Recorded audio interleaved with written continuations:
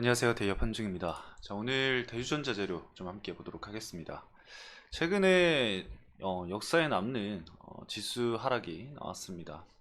오늘 기술적 반등이 나오면서 대부분의 기업들이 주가 상승이 강하게 나오고 있는데, 대주전자 재료도 오늘 6% 정도 회복세가 나오고 있는 상황이죠. 그래서 일단 우리가 이 시점에서 봐야 될 부분은 좀 제한적이라고 저는 생각을 합니다. 일단 시장이 기술적 반등이 좀 나왔지만 아직은 이 바닥이라고 생각할 수는 없다고 저는 생각을 하거든요. 이제 자금 자체가 안전 자산 쪽으로 이제 영 머니무브가 일어나고 있는 상황이기 때문에 자금 이탈이 계속될 경우에는 일부 매도 물량이 또 출회가 될 수 있는 그러한 부분들이 남아 있습니다. 그리고 9월까지 이 금리 인하가 되기 전까지의 변동성은 확대가 될 예정이기 때문에 아직까지는 좀 안심할 수는 없다고 생각을 해요. 그래서 좀 조심스럽게 현재 시장을 바라봐야 된다라는 점 여러분들께 좀 말씀을 드리고 싶고요. 이렇게 주가가 급락이 나왔을 경우에는 우리가 봐야 될 부분은 딱 정해져 있습니다. 어떤 거냐면은 현재 내가 바라보고 있는 종목들이 실적이 제대로 나오는지, 그리고 앞으로의 성장성이 있는지, 그리고 현재까지의 조정이 나왔을 때 회복세를 잘 보여줬는지, 그러니까 과거가 중요하겠죠. 아니면은 뭐 최근까지의 주가 상승이 강하게 나왔다가 조정이 받은 이유가 이 기업의 문제가 아니라 단순히 지수 하락에 대한 영향으로 주가가 조정이 나왔다고 한다면은 지수 회복과 함께 그만큼 빠르게 주가는 회복할 수 있다라는 점을 우리가 참고를 해야 합니다. 그래서 이러한 부분들을 좀 오늘 여러분들에게 말씀을 드려볼 거고요.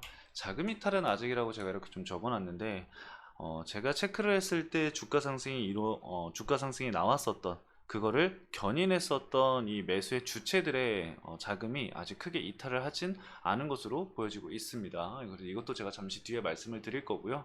상승 모멘텀도 아직 남아있다라고 말씀을 드렸는데, 이거는 뭐 여러분들 다 알고 계실 거라고 생각을 합니다. 실적과 하반기 말에 2170 실리콘 음극재 관련해서 이슈가 나올 예정이죠. 근데 뭐 이것도 뭐 100% 확정은 아니지만 거의 뭐 기정사실로 지금 시장에서 받아들이고 있는 상황이기 때문에 관련해서도 간단하게 다시 좀 말씀을 드리도록 하겠습니다. 자, 일단 차트 먼저 보도록 하겠습니다. 수급의 주체 부분에 있어서 좀 말씀을 드렸는데, 일단 차트를 보시면은 이 대주전자 재료가 본격적으로 좀 상승이 나왔던 게 5월, 6월 이렇게 볼 수가 있거든요. 근데 5월, 6월 매수세가 유입이 된 부분을 좀 바라보면은 쉽게 좀 알 수가 있습니다. 이건 물론 뭐 여러분들도 아실 거라고 생각을 합니다.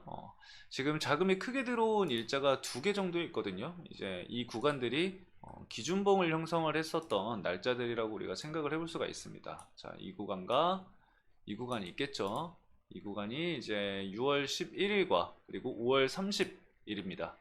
그러면은 우리가 주체를 좀 확인을 해봤을 때 5월 30일 날 외국인 17만 주, 그리고 6월 11일 날 외국인 13만 주, 그 다음날 바로 8만 주 추가적인 매수세가 유입이 됐습니다.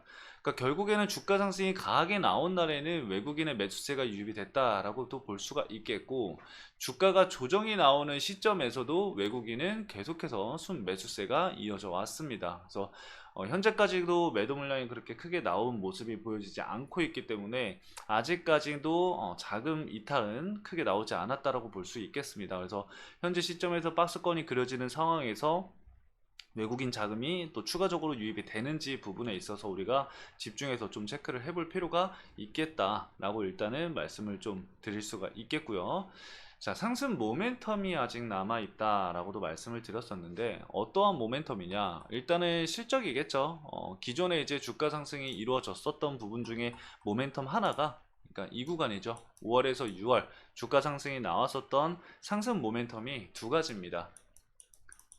하나는 아까도 말씀을 드렸듯이 2170, 이 테슬라에서 2170의 스펙업을 진행을 하게 된다고 얘기를 하면서 4580, 2170, 원통형의 2170 배터리의 스펙업을 진행을 하게 되면서 음극재, 실리콘 음극재를 넣겠다, 이러한 이야기가 나오면서 대주전자 재료가 부각을 받게 됩니다. 그리고 대주전자 재료는 현재 이 파나소닉과의 공급을 지금 논의하고 있다, 이러한 얘기가 나오는데 10월쯤에 아마 뭐 계약이 완료될 것이다, 이러한 이야기들이 있거든요. 그래서 일단은 해당 내용은 10월까지의 모멘텀이 남아있다라고도 일단은 볼 수가 있겠고, 10월 달에 계약이 정말 나왔을 때 그 규모에 따른 부분에 있어서도 충분히 모멘텀으로 적용이 될 수 있다라는 점 여러분들 참고를 좀 해주시면 좋을 것 같습니다.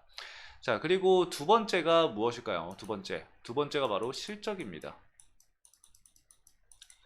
어떤 부분이었냐면 이제 턴어라운드 기대감이 이제 반영이 되면서 주가가 일부 회복세가 이루어졌었던 부분들이 있거든요. 그렇기 때문에 이번에 이제 2분기 실적 발표가 진행이 됐을 때 어느 정도의 개선이 됐는지, 정말 우리가 시장에서 예상을 했던 것만큼 서프라이즈가 나오는지, 그런 부분들을 좀 지켜볼 필요가 있겠습니다. 그래서 제가 말씀드렸었던 내용들을 좀 참고해 주시면 좋을 것 같고요.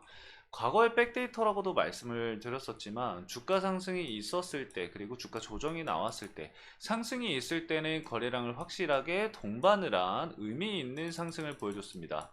모멘텀도 있었고 재료도 있었습니다. 근데 주가가 조정이 나왔을 때는 거래량이 당연하게도 확실하게 줄어드는 모습을 보였고, 그리고 이 대주전자 재료 자체에 대한 악재는 존재하지 않았습니다. 그리고 이 주가 상승을 견인했었던 외국인 자금의 이탈도 역시나 없었죠. 그렇기 때문에 현재 조정은 지수 영향일 가능성이 굉장히 크다라고도 우리가 볼 수가 있겠고요. 7월 달에는 사실 2차전지 관련주들이 큰 폭으로 다 하락을 했었던 달이거든요. 그렇기 때문에 증시가 회복하는 시점에서 같이 이제 좀 회복세를 보여주는지, 그리고 거기에서 이제 좀 강한 회복을 보여줄 수 있는 트리거가 뭐 실적이라던가 아니면은 뭐 실리콘 응급제 이런 공급 계약, 이러한 부분들이 되지 않을까 생각을 합니다. 그래서 일단은 우리가 지금 8월에는 FOMC 연준 회의가 없습니다. 대신에 잭슨홀 미팅이 있는데, 잭슨홀 미팅에서 과연 연준이